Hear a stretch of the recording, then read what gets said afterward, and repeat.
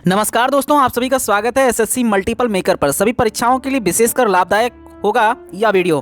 Full form से संबंधित important words को लेकर हम आए हैं जो कि आपकी परीक्षा के लिए बहुत ही कारगर साबित होगा। तो चलिए शुरू करते हैं। अगर आप एसएससी या रेलवे किसी स्टेट लेवल की परीक्षा की तैयारी करते हैं तो यह वीडियो आपके लिए बहुत ही मज़ेदार होगा। तो चलिए शुरू करते हैं और कॉपी पेन उठा लीजिए, क्योंकि वीडियो देखने से काम चलने वाला नहीं है। आपको सरकारी नौकरी तभी मिलेगी जब आप इसके लिए जी जान लगा देंगे। तो चलिए शुरू करते हैं। पहला जो क्वेश्चन है, पहला फुल फॉर्म है भीम। जब भी आप इस्तेमाल करते हैं यूपीआई तो वहाँ पर भीम लिख कर आता है। तो भीम का फुल फॉर्म एक्चुअल में होता क्या है? देखिए, बी से होता है भारत और आई से होता है क्या? यहाँ पर बी एच का मतलब हो गया भारत और आई का मतलब होगा इंटरफेस फॉर मनी। क्या होगा? Interface for money. अभी तक आपके दिमाग में चल रहा होगा कि भीम का फुल फॉर्म क्या होता है। तो भीम का फुल फॉर्म युधिष्ठिर के भाई थे भीम। तो यहाँ पर उससे नहीं मतलब हमें, यहाँ पर भीम का फुल फॉर्म जो होगा भारत इंटरफेस फॉर मनी। जो भारत कर रहा है इंटरफेस कर रहा है किससे कर रहा है? मनी से कर रहा है। तो आपका फुल फॉर्म क्या हो जाएगा? Bharat interface for money. उसके बाद में सेकंड नंबर क्या है कि उदय का फुल फॉर्म क्या होगा? उज्ज्वल डिस्कॉम एसुरेशन योजना। ओके, तो आप इसे नोट करते जाइए। उसके बाद में थर्ड नंबर पे है उड़ान, उड़े देश के आम नागरिक। तो ये आपका ऑप्शन क्या हो जाएगा? ये हो जाएगा उड़े देश के आम नागरिक, यानी हमारे देश के आम नागरिक क्या करें? उड़े। तो ये भी बहुत सिंपल है, उड़ान। उड़ान का जैसे उड़े देश के आम नागरिक। फिर उज्ज्वला योजना, आप सभी लोग जानते हैं उज्ज्वला। तो उन्नत Jyotibai affordable LED for all, इसका फुल फॉर्म हो जाएगा उज्ज्वला का। ठीक है। फिर मुद्रा, ये प्रधानमंत्री नरेंद्र मोदी जी ने स्टार्ट कराया था मुद्रा। तो इसका फुल फॉर्म क्या हो जाएगा? Micro unit development and refinance agency. तो आप इसे भी नोट कर लीजिए, क्या हो जाएगा। अच्छा, ध्यान दीजिएगा, कभी कभी मुद्रा में ये भी पूछ लेता है कि एम का फुल फॉर्म क्या होता है। तो एम का फुल फॉर्म क्या हो जाएगा आपका? माइक्रो, यू का यूनिट, उसके बाद में डी का मतलब डेवलपमेंट, और यहाँ पर क्या हो जाएगा? आर का फुल फॉर्म जो हो जाएगा वो हो जाएगा रिफाइनेंस, और ए का मतलब हो जाएगा एजेंसी। तो आप इसे अपने दिमाग में फिट कर लीजिए कि ऐसे ऐसे याद करेंगे। देखिए, आप वीडियो को 2 से 3 बार देखेंगे, ये सारे फुल फॉर्म ऑटोमेटिक आपकी याद दिमाग में फिट हो जाएंगे। तो क्या करिए, आप इसे आप एक बार देख लीजिए, एक बार कॉपी में नोट कर लीजिए। उसके बाद में जैसे जैसे आप पढ़ेंगे दिन में 2-3 बार, बस ऑटोमेटिक याद हो जाएगा, कोई दिक्कत नहीं होगी। उसके बाद में उस्ताद का फुल फॉर्म क्या होता है? तो देखिए, उस्ताद में यू का मतलब होता है अपग्रेडिंग। क्या होता है? अपग्रेडिंग। उसके बाद में एस का मतलब होता है स्किल यानी कौशल, और टी का मतलब होता है ट्रेनिंग, और फिर टी का मतलब होता है ट्रेडिशनल यानी कि पारंपरिक। ए का मतलब होता है आर्ट्स या क्राफ्ट, ठीक है, आर्ट या क्राफ्ट, और डी का मतलब होता है डेवलपमेंट यानी विकास। ठीक, तो यहाँ पर ये याद हो जाएगा। उस्ताद का फुल फॉर्म क्या हो जाएगा? Upgrading the skill and training and traditional arts and craft for development. ठीक, उसके बाद में AMRUT Atal mission for rejuvenation and urban transformation.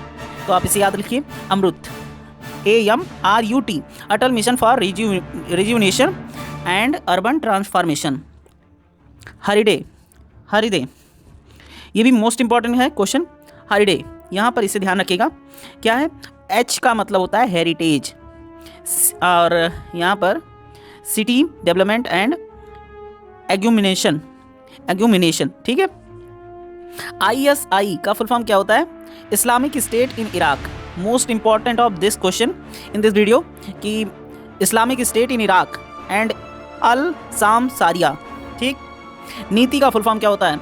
देखिए, नीति आयोग का गठन यहाँ पर नरेंद्र मोदी जी द्वारा किया गया था। तो नीति का फुल फॉर्म आपको ध्यान रखना है कि एन का मतलब होता है नेशनल, आई का मतलब होता है institution for transforming India, last वाले आई का फुल फॉर्म होता है इंडिया, लास्ट वाले फुल फॉर्म आई का मतलब क्या होता है? इंडिया, और पहले वाले का मतलब होता है इंस्टीट्यूशन। ठीक, एन का मतलब होगा नेशनल, और टी का मतलब होगा ट्रांसफॉर्मिंग। तो national institution for transforming India, ये हो जाएगा नीति का फुल फॉर्म। उसके बाद में जब भी आपकी मैसेज आता होगा, क्या नाम है, इससे संबंधित जियो से, तो उस पर TRAI लिख के आता है लास्ट में, ध्यान दीजिएगा। तो वहाँ पर ये क्या होता है? Telecom regulatory authority of India के द्वारा भेजा जाता है ना। जो भी टैक्स वैक्स लगता है इसके द्वारा लगाया जाता है। तो टैक्स वैक्स जो होता है वो ट्राई के द्वारा लगाया जाता है, TRAI के द्वारा। ठीक है, तो यहाँ पर ध्यान रखेंगे। उसके बाद में IRDA का फुल फॉर्म क्या होता है? तो insurance regulatory and development authority. क्या होगा? Insurance regulatory and development authority.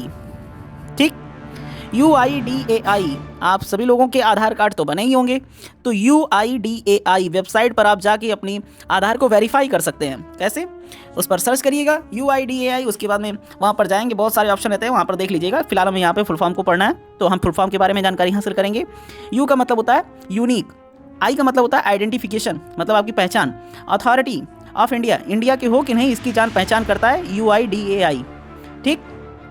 VAT, ये पहले था, GST से पहले था VAT, value added tax.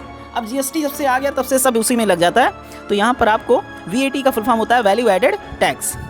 NOTA, जब भी आप वोट डालने जाते हैं, ओटा हो गया था, गलती हो गया था।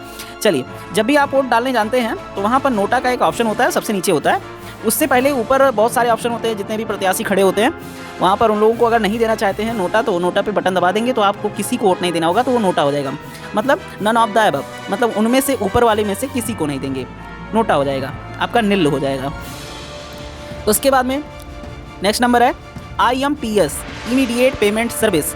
इमीडिएट मतलब होता है तुरंत, पेमेंट मतलब भुगतान, सर्विस मतलब सेवा, तो यानी कि तुरंत भुगतान सेवा जो होगा, तुरंत सेवा भुगतान, वो IMPS का फुल फॉर्म हो जाएगा। ठीक, IMPS का फुल फॉर्म क्या हो जाएगा? Immediate payment service. फिर RTGS, मोस्ट इंपॉर्टेंट क्वेश्चन है RTGS। कैसे? देखिए, R का मतलब होगा रियल, T का मतलब होगा टाइम, और G का मतलब होगा ग्रॉस, और S का मतलब होगा सेटलमेंट। तो जब भी आप पेमेंट बैंक से कराने जाते हैं तो वहाँ पर रियल टाइम ग्रॉस सेटलमेंट होता है ना? तो आप इसे ध्यान रखेंगे। और उसके बाद में नेक्स्ट नंबर है कि NEFT। NEFT क्या होता है? NEFT, national electronic fund transfer. ठीक, तो आप इसे ध्यान रखिए कि N का मतलब होगा नेशनल, E का मतलब होगा इलेक्ट्रॉनिक, F का मतलब होगा फंड, और T का मतलब होगा क्या? ट्रांसफ़र। ठीक। IFSC, देखिए, जब भी आप स्कॉलरशिप भरते हैं तो वहाँ पर IFSC कोड लगता है। अभी तक आप लोगों ने IFSC का कोड ध्यान नहीं दिया होगा कि IFSC का फुल फॉर्म क्या होता है। जब भी आप स्कॉलरशिप भरे होंगे क्लास 9 से लेकर, तो उसके बाद में IFSC का कोड लगता है, चाहे वो इलाहाबाद बैंक हो, इंडियन बैंक हो, अब तो नाम चेंज हो गया है, तो यहाँ पर IFSC कोड लगता है, चाहे SBI बैंक हो, पंजाब बैंक हो, है ना? तो IFSC का फुल फॉर्म क्या होता है? I का मतलब होता है इंडियन, F का मतलब होता है फाइनेंशियल, और S का मतलब होता है सिस्टम, और C का मतलब होता है कोड। तो एक इंडिया मतलब भारतीय द्वारा फाइनेंशियल सिस्टम कोड दिया जाता है, वही IFSC कोड होता है। सभी बैंक का अलग अलग कोड होता है। ओके, उसके बाद में नेक्स्ट नंबर देखते हैं, अमृत। फिर वही आ गया है Atal mission for revolution and urban transformation, तो आप इसे ध्यान रखिएगा। उसके बाद में नेक्स्ट नंबर जो इंपॉर्टेंट है OROP, ये प्रधानमंत्री मोदी के द्वारा बहुत सारे फुल फॉर्म स्टार्ट कराए गए हैं, तो उनमें से एक ये भी आता है one rank one pension, one rank one pension, तो आप इसे भी ध्यान रखेंगे। OROP, OROP, OROP का मतलब हो जाएगा वन रैंक वन पेंशन। ठीक। उसके बाद में AAP यानी आप, आम आदमी पार्टी, केजरीवाल, इसके वो मुख्यमंत्री हैं, दिल्ली के मुख्यमंत्री हैं। आप यानी कि A का मतलब हो जाएगा आम, A का मतलब हो जाएगा आदमी, और P का मतलब हो जाएगा पार्टी, तो आम आदमी पार्टी आप हो जाएंगे। उसके बाद में IRCTC, IRCTC, जब भी आप ट्रेन से यात्रा करते हैं तो IRCTC के द्वारा क्या होता है? आपको टिकट जारी किया जाता है। तो I का मतलब हो जाएगा Indian railway catering and tourism corporation, इसका फुल फॉर्म हो जाएगा। ध्यान रखिएगा, क्योंकि आप रेलवे से यात्रा करते हैं तो आपको इसे जानना ज़रूरी हो जाता है। ठीक है। फिर उसके बाद में आता है आशा। आशा का फुल फॉर्म क्या होता है? तो आशा का मतलब हो जाएगा एसीडेटेड सोशल हेल्थ अचीव्ड। उसके बाद में cobra, COBRA, commando ब्राटलियन for result action. ठीक, ये भी आपको याद हो जाएगा। ये उतना इंपॉर्टेंट नहीं है, दोनों ये उतना इंपॉर्टेंट नहीं है, लेकिन ऊपर के जो भी बताया गया है। उसके बाद में ये मनरेगा, मनरेगा भी द मोस्ट इंपॉर्टेंट, इसमें से बीच में से पूछ लिया जाता है। जैसे M का मतलब महात्मा गांधी, ठीक है, N का मतलब होगा नेशनल, R का मतलब रूलर, E का मतलब एम्प्लॉयमेंट मतलब कर्मचारी, एम्प्लॉयमेंट मतलब कर्मचारी, ठीक, और G का मतलब होगा गारंटी, क्या हो जाएगा? गारंटी। E का मतलब होगा एक्ट। ठीक, तो आप इसे ध्यान रखेंगे। अब हम आते हैं IMEI। देखिए, ये आपके मोबाइल जब सिम लेते हैं, मोबाइल पर रहती है IMEI, ये आपके मोबाइल की पहचान करती है। देखिए कैसे, I का मतलब हो जाएगा इंटरनेशनल, I का मतलब क्या हो जाएगा? इंटरनेशनल, I का मतलब हो जाएगा इंटरनेशनल, M का मतलब हो जाएगा मोबाइल, और E का मतलब हो जाएगा इक्विपमेंट, और I का मतलब हो जाएगा आइडेंटिटी। तो आपके मोबाइल की जब भी पहचान होती है वो IMEI के द्वारा होता है। उसके बाद में नेक्स्ट नंबर है सेबी, ये भी इंपॉर्टेंट है, securities and exchange board of India, securities and exchange board of India. फिर उसके बाद में DRDO तो मोस्ट इंपॉर्टेंट है SSC के लिए, तो बहुत ही ज़रूरी है क्योंकि SSC में बहुत बार पूछा गया है कि DRDO का फुल फॉर्म क्या होता है। इवन कभी कभी डी का फुल फॉर्म पूछ लेता है कि डी का फुल फॉर्म क्या होगा, तो डी का हो जाएगा डिफेंस, फिर आर का मतलब हो जाएगा रिसर्च, फिर डी का मतलब हो जाएगा डेवलपमेंट और ओ का मतलब हो जाएगा ऑर्गेनाइजेशन। ठीक है, उसके बाद में नेक्स्ट नंबर है NDB का फुल फॉर्म क्या होता है, तो NDB का फुल फॉर्म होता है नेशनल डेवलपमेंट बैंक। CIC का फुल फॉर्म क्या होता है, सेंट्रल इंफॉर्मेशन कमीशन। CNG का फुल फॉर्म क्या होता है, ये भी इंपॉर्टेंट है, ध्यान रखिएगा। CNG का फुल फॉर्म क्या होता है, CNG का full form compressed natural gas, तो आप इसे ध्यान रखेंगे कि CNG का फुल फॉर्म क्या होता है, कंप्रेस्ड नेचुरल गैस। फिर DTH सभी के घरों में लगा है, तो DTH का फुल फॉर्म होता है डायरेक्ट टू होम। ये अभी आप लोगों नहीं जानते होंगे कि DTH का फुल फॉर्म क्या होता है, तो डायरेक्ट टू होम यानी आपके घर पर सीधी सेवा दी जाए, तो उसे हम कहते हैं DTH। फिर उसके बाद में NRI क्या होता है, देखिए बहुत बार विरोध होता रहता है NRI के ऊपर। नॉन रेसिडेंट इंडियन यानी कि जो भारत का नागरिक ना हो, है ना, भारतीय ना हो, उसे हम NRI कहते हैं। ठीक, FCNR क्या फुल फॉर्म क्या होता है, foreign currency non resident account. ठीक, F का मतलब फॉरेन, C का मतलब करेंसी, N का मतलब नॉन रेजिडेंट और R का मतलब अकाउंट। ठीक, उसके बाद में नेक्स्ट नंबर CRR का फुल फॉर्म क्या होता है, कैश रिवर्स रेशियो।